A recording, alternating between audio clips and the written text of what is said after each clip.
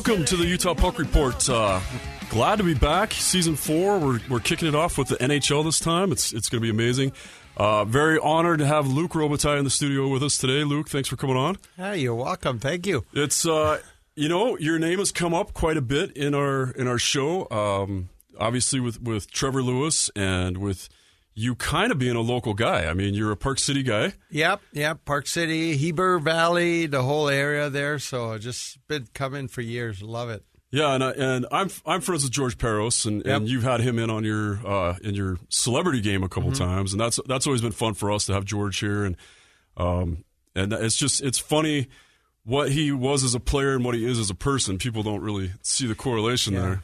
He's a pretty special guy. I mean, I remember when he came out. I think it was Princeton, and he was every summer. He never made our team for 3 years, and every summer we'd be working on our practice facility.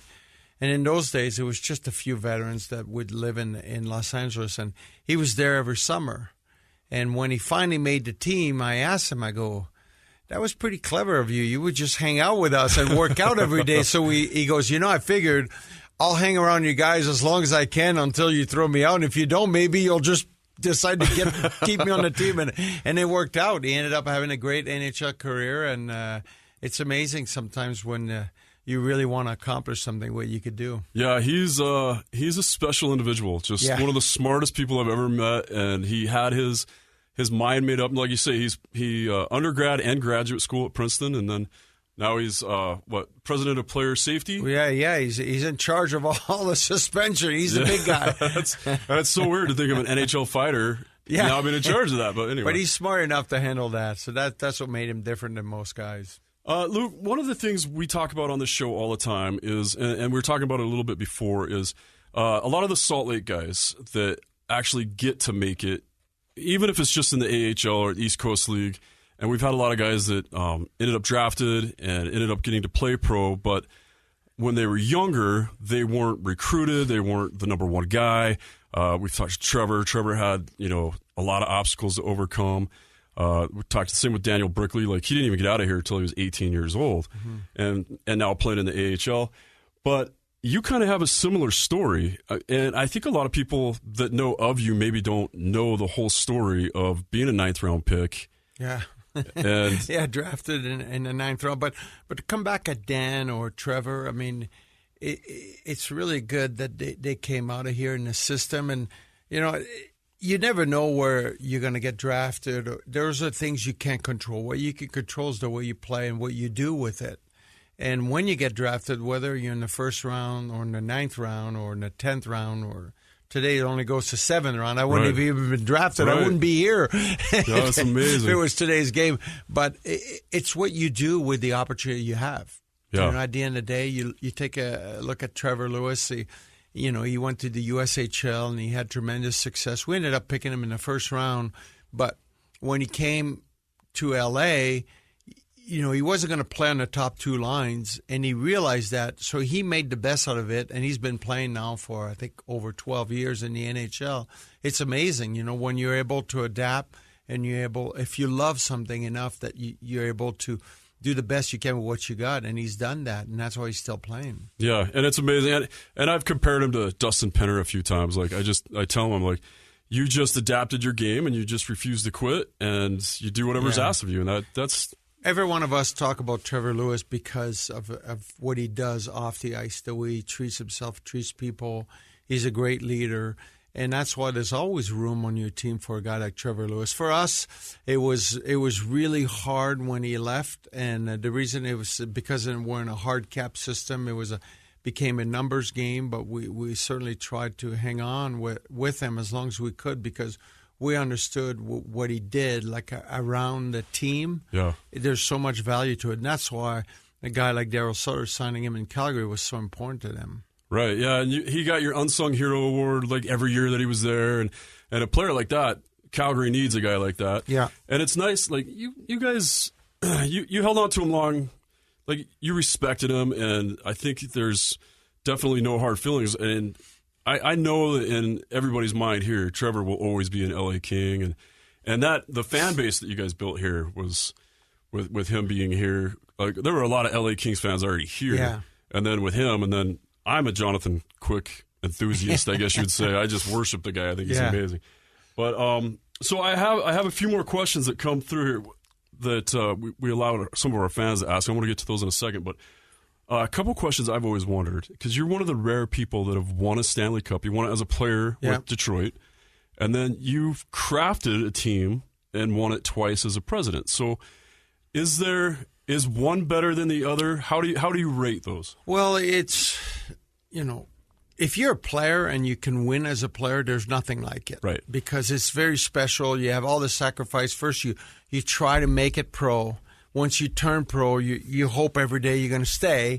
And then one day you're like, oh, man, I want to win a championship for us in hockey. I want to win the Stanley Cup. And I remember in 1993, we went to the finals, and I looked at a couple of my teammates. We'll be back next year. We'll win next year.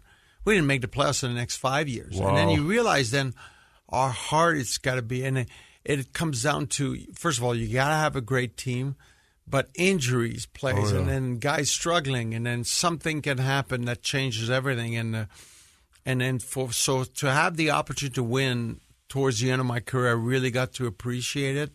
It was absolutely incredible. And then I learned a lot, because when you're a player and I was a goal scorer, I always thought I could help the team, get me on the ice. I'm going to, save the team. Right. I'll do that. But then you realize when you win that it does take everyone.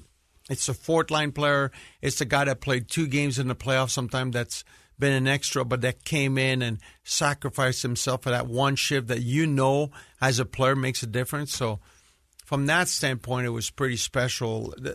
The cool thing about winning it in management is when you're a player and you win, you celebrate with your family, your teammates, the trainers, the coaching staff, and it's people really close to you, and it's the ultimate rush. When you're in management and you start, talking to fans and understanding their season seat holder that have been, paying their hard-earned money for 20 years following a team, some for 30 at the time, and they've never seen a Stanley Cup final. So when you win, you're in management, you realize it impacts thousands of people, not just a team. Right. It really does make a big difference. So for me, it was amazing to see the big difference, but they're both like very, very special. Yeah, and I know nobody grows up dreaming of being the president and pulling all, you just grow up of thinking, I'm going to score the OT goal for the cup, right? But seeing all the moves and the off-season moves and talk like Lou Lamoriello compares it to an orchestra and how you need to get all the different parts in and almost everybody else compares it to building a house. You need a carpenter, you need an electrician. Mm-hmm. But it's got to be amazing to realize that, to look out and see, I need this player, and to get that player in there or to draft the right guy. I mean, that's got to have so much sense of accomplishment. You're like a magician, just pulling all this stuff off, or a master chef. When you get the right guys at the right place at the right time, it truly is amazing. Like in 2012 when we won, every guy was filled perfectly. I think when you draft, you have to draft the best player at the time. For us, the last 4 years, we've been really focused on character and obviously, speed and skill, but character first. And then we figured once we have all these kids in place, then it will fall the right place. If a kid doesn't match, because they can't all play. If you have 50 kids or 50 prospects, you only have a roster of 20.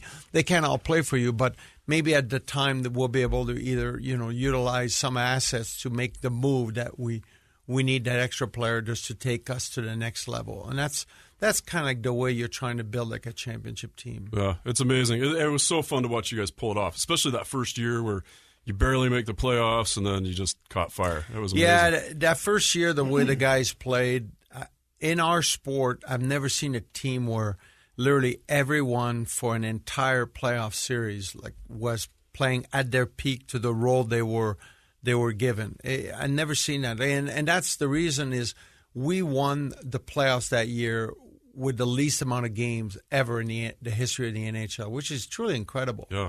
And then 2 years later, funny enough, we were down 3-0 in the first series, and we won the entire Stanley Cup playoff with the most amount of game in the history of the game. So it kind of showed the kind of character players we had. Yeah, what an amazing group. And it's been so much fun as a LA Kings fan. All right, one more question about you, and there's a moment of your career that stands out to me.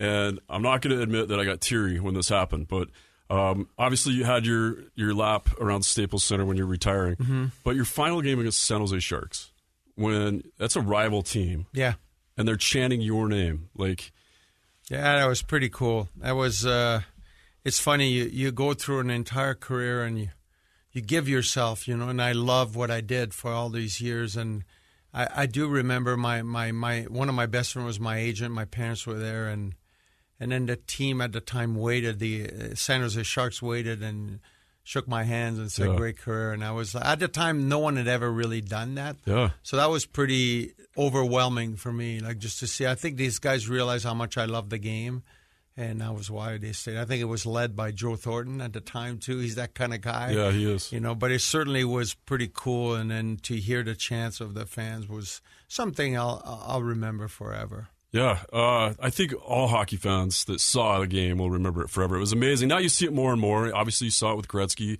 I think they did it for Paul Kariya, too. And there's been a few other players that have been respected in the other rinks. But that was the first time I remember seeing it. And I remember just, like, everybody in the bar just tearing up. It was just amazing. What a compliment to you as a player. So you're rekindling the Frozen Fury. Yep. So, and the last few years, it's been the Salt Lake Shootout. And now it's the Frozen Fury, which was played in Vegas before, right? Yeah. Before there was the for Vegas 15 Knights. years, yeah. And it wasn't it LA in the Sharks? It was, most of the years was LA and Colorado. Oh, that's they right. were Okay. 1 year, I think it was the Rangers, might have been the Sharks 1 year, but most of the years it was Colorado. Okay. And how do we pick Salt Lake?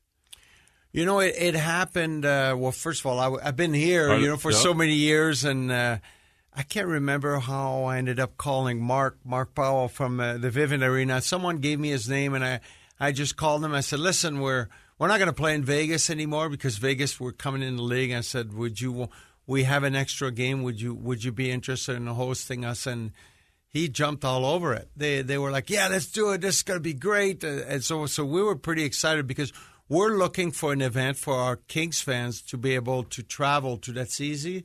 And come and watch and enjoy the game. So we should have probably called it Frozen Fury right from the get-go. Now we're excited about it because it means something for the LA Kings fans. It's like an event. It's like the season is starting. This is the time where we play like a almost full roster and all that. So it's from that standpoint, there's an excitement around it. And this was a little different. So preseason, there's typically at least 8 veteran players. Yeah. And this year they've added the shootout to all the games. Is that going to happen? I don't know. They have added. Now I don't know if it's just the first 2 games. I have to be honest with you. I really don't know, but Okay. I certainly hope it's fun. Yeah, it's fun for the fans to see it. Yeah, and I've watched. I watch every game I can. I watched the preseason game last night with Vegas, and it was kind of a weird thing because they won the game and then they lost the shootout, and the announcers are like, "Well, typically after they win, they salute the crowd, but I guess because they lost the shootout, they all left the ice angrily." But I want to like preseason. Some people used to say, "Oh, it's just a preseason game. I don't go." But now you don't see that anymore. You see sold-out arenas for preseason because you see, you do get the 8 veteran players, but you get the other players like we're talking about. You have 50 on a roster. You have guys that you want to see make the club and guys that are doing whatever it takes to make the club. So there's a ton of excitement here. Yeah. I mean, for us, I would think we're going to have more than 8 tomorrow, veterans. And then the other thing is we've been voted with the number 1 prospect pool this past couple of years. So we have a ton of competition with our kids. Yeah. So you're for sure going to see some top prospect in the entire world and tomorrow playing. And from that standpoint, I think it's going to be fun because those kids they're gunning for it. Like we had the kid Byfield, Turcotte, Furk. Fagemo, Furk. Spence on defense. It just goes on. Kaliev, these kids, we have a couple spots open. They know it, so whomever's having the best camp is going to start with us. Yeah, that's crazy. And you do, the prospects you have are just amazing to watch. And I watched most of your AHL games last year because we do have an AHL player down there, or a Utah player on your AHL team. Last year we had 2. This year we have 1. Who? Nick Halloran. Yeah, Nick Halloran. Yes, I didn't know he was from here. Yeah, I'm going to go talk to him next week. Yeah, he's a Salt Lake boy. We love him. We got to see him play last year. I thought he did really well in the games. Yeah, he was really good. Yeah, a point-a-game guy. Yeah. And then the only other real tie-in to Salt Lake we have, and a lot of people maybe don't know, is where you live, and you've got Claude Lemieux had a place up there, Brad May. But so you've got Claude Lemieux's kid this year, Brendan. And he spent a lot of time developing here in the summers and running those mountains up there, and it's fun to watch him too. We kind of feel like he's a Salt Lake kid. Those that got to train with him. He spent a long time here, like when he was a kid, and he's a good little player. He brings a lot of intensity to the game. He understands his role, and he's one of those players that every team needs. He just kind of will finish a hit. He's sandpaper, a little dirt in him, but he's. So we like him a lot, and he's one of those guys that becomes a fan favorite real quickly. Yeah, I've noticed that with him, and his father was so intimidating. Yeah. Even just to practice, because they'd call me to go up there and be the goalie, and I'd take shots from him, and he'd yell at me, and I'm like, for just dumb things, and if I'd challenge too far out of the net, he'd yell at me for it, and he scared me to death. Claude was crazy. Yeah, he's definitely intimidating. One of the questions we had come offline when we told him we had a chance to talk to you was the blackouts, because LA Kings games get blacked out in Salt Lake a lot. Did he really? Yeah, and I don't know. Huh. And same with Vegas. So it's really weird. We can watch every Colorado game. We can watch any other game, but even if you have any of the other tickets or whatever. So the LA Kings games get blacked out. Yeah, we lose a lot of LA Kings games, and we lose a lot of Vegas games. I'm glad to know that. I'll make sure. I've actually got a meeting with our TV network in about 20 minutes. So perfect. I will talk to them about it. I feel like we've made a huge accomplishment, even if it just gets brought up, because, like I said, didn't know that. I'm a diehard Kings fan, and it kills me. And I've tagged them in it. Even I've used our show platform. And I've been like, this is ridiculous. Why can't we watch Kings games? And the Vegas games shouldn't be blacked out either for you guys. Vegas is a fun team to watch. There's literally nothing else we can do. We're going to be real fun to watch. I can't wait to see you. All right, I'm on it. I am on it. Perfect. I actually, here's what I'll do. I promise you I will call the league on it. So you're telling me if you get the NHL package, the games get blacked out? Yep.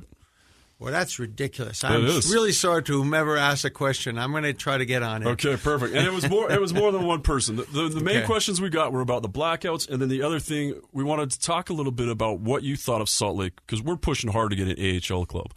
And 2 years ago when you guys played Vancouver, they picked me up as the E-Bug, and I sat down with them before the game. I was with their GM, and he's just telling me how they're looking at Salt Lake. They wanted to bring their AHL club here. Do you think Salt Lake can support AHL again? We've had it. Yeah. You said you're pushing hard. You should see how hard I'm pushing. Oh, yeah. Okay. we were the one, us and Anaheim, to bring the AHL on the West Coast. Yeah. It's been very, very successful. Most buildings are packed, and we're even going to have a team in Palm Springs in California. Oh, I knew that, yeah. And but I would love to have a team here in Utah. I just think it's a great market, so I'm working hard at it behind the scene. I would love to see that happening, and I think the more people keep pushing for it, the more it gives us a chance to bring a franchise here. Okay, so pushing for it, that means we're emailing people. What about buying? Like I tell people, hey, we got to start getting more fans to our Grizzlies games. Yep. We have ECHL here. That's how Colorado did it. Yeah. They sold that building out all the time.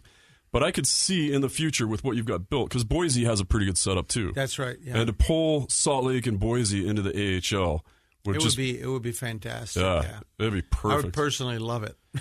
Okay, so gives me an excuse to keep coming during the winter, and that's what we want. That's what we want. All the hockey we can get. We consider you a local, and we're excited about the Frozen Fury, and I appreciate you coming on the show. Are there tickets left for this? Is there tickets? There's just a few tickets left. So hurry up. And how do we get them? Just go on VivintArena.com. Yeah. That's how we get the tickets. I bought mine right away, and I'm excited to go. And it was just like, I think what you guys are doing for us is amazing. We appreciate you bringing the game. We love the Kings, and there are a lot of Knights fans here, and we just appreciate you guys coming out. Yeah, it should be fun tomorrow. We're looking forward to that one. Okay, big game tomorrow night. Luc Robitaille, thank you so much for being on the show. Thank you. It's been amazing. And that is the Utah Puck Report.